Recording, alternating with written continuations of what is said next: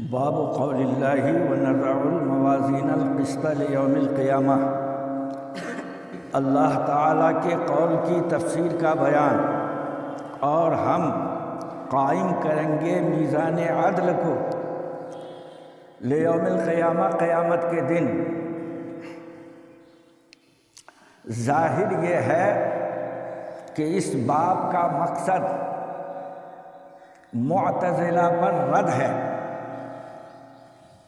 جو بنو آدم کے اعمال کے تولے جانے کا انکار کرتے ہیں اور کہتے ہیں کہ اولاد آدم کے اعمال قیامت کے دن تولے نہیں جائیں گے، کیونکہ اعمال عرض ہیں اور عرض کا وجود نہیں ہوتا۔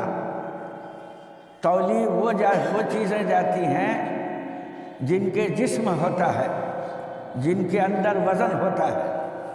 اعمال عرض ہیں، والعرض لا یبقی فی زمانین، عرض کا وجود دو زمانوں میں نہیں ہوتا، تو عرض تولے نہیں جاتے ہیں، اس لیے اولاد آدم کے اعمال قیامت کے دن تولے نہیں جائیں گے۔ امام بخاری نے ان پر رد کیا ہے اور کہا ہے کہ کتاب و سنت سے اعمال کا تولا جانا ثابت ہے، نہیں سمجھا؟ اب معتزلہ کا قول باطل ہے، معتزلہ کا قول نزعو نقیمو کے معنی میں ہے۔ اب موازین جمع ہے، اس کے واحد میں دو قول ہیں۔ نمبر ایک، واحد اس کا موزون ہے، نمبر دو میزان ہے۔ اگر دوسرے قول کو لیا جائے تو ترجمہ ہوگا ہم قائم کریں گے انصاف کے میزان کو لیوم القیامہ، قیامت کے دن۔ تو اشکال واقع ہوتا ہے کہ قیامت کے دن اعمال کو تولنے کے لیے ایک میزان ہوگی یا کئی میزان؟ اگر ایک میزان ہوگی تو آیت شریفہ میں صیغہ جمع کیوں استعمال کیا گیا ہے؟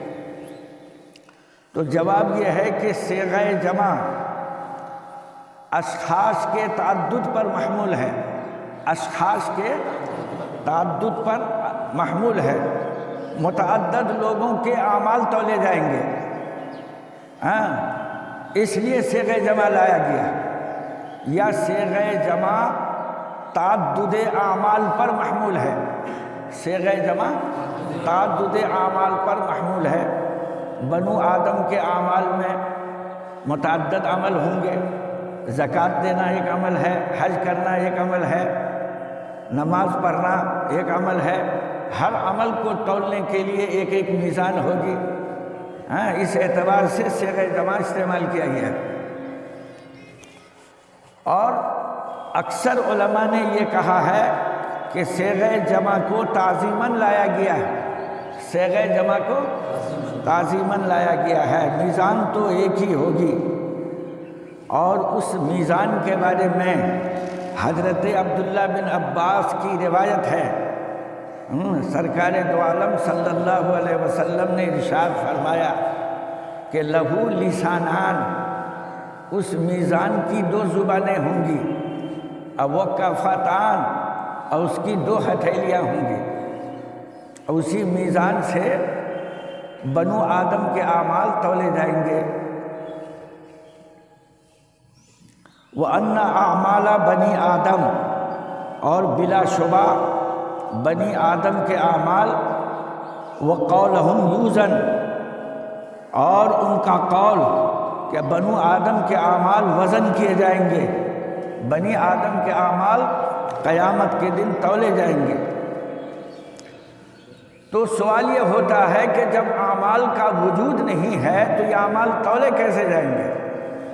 تو حضرت ابن عباس ہی کی روایت میں ہے کہ اعمال کو شکل و صورت عطا کی جائے گی، اعمال کو شکل و صورت عطا کی جائے گی، اور شکل و صورت میں وزن پیدا کیا جائے گا، اور اس اعتبار سے اعمال تولے جائیں گے۔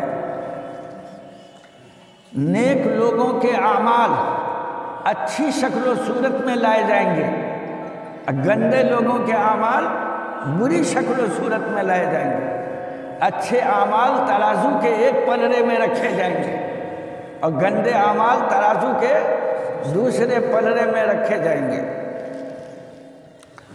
وقال مجاہد القسطاس العدل بالرومیۃ، حضرت مجاہد نے کہا ہے کہ قرآن کا جو لفظ ہے قسط، اسی سے ہے قسطاس۔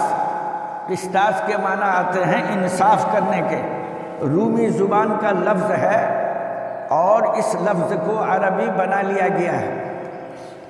جب کسی عجمی لفظ میں عربی قواعد کا لحاظ کیا جائے، تعریف میں، تنکیر میں، معرفہ میں، نکرہ میں، تو پھر عجمی لفظ کو عربی بنانے میں کوئی حرج نہیں ہے۔ اگر عربی گرامر کا، عربی قواعد کا عجمی لفظ میں لحاظ کیا جائے تو پھر عجمی لفظ کو عربی بنا لیا جاتا ہے۔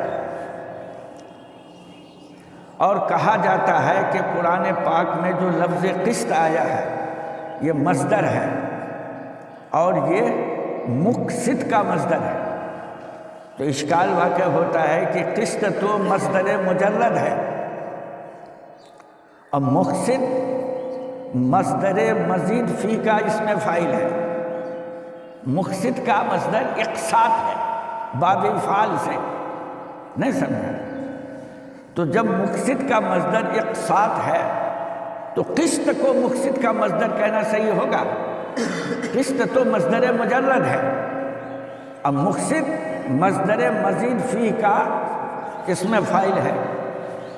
تو علامہ کرمانی نے جواب میں کہا ہے کہ اقساط کی اصل قسط ہی ہے، دو مقام پر الف بڑھایا گیا ہے، شروع میں اور سین کے بعد، تو قسط سے اقساط بن گیا ہے، ورنہ اقساط کی اصل قسط ہی ہے۔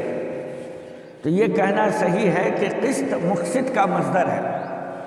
اب مقسط کے معنی آتے ہیں انصاف کرنے والے کے، وَهُوَ الْعَادِلُ، انصاف کرنے والے کو مقسط کہتے ہیں۔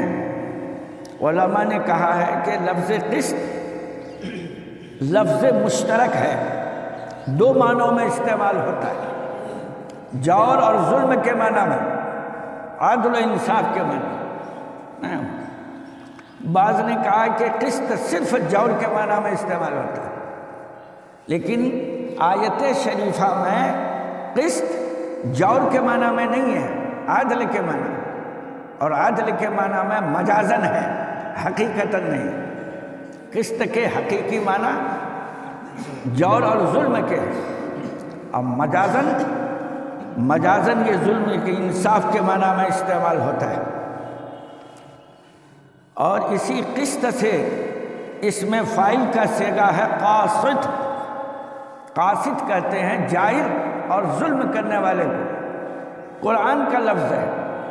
وَأَمَّا الْقَاسِطُونَ فَكَانُوا لِجَهَنَّمَ حَطَبًا، بہرحال دنیا میں ظلم کرنے والے وہ جہنم کا ایندھن بنیں گے، وہ جہنم کا ایندھن بنیں گے۔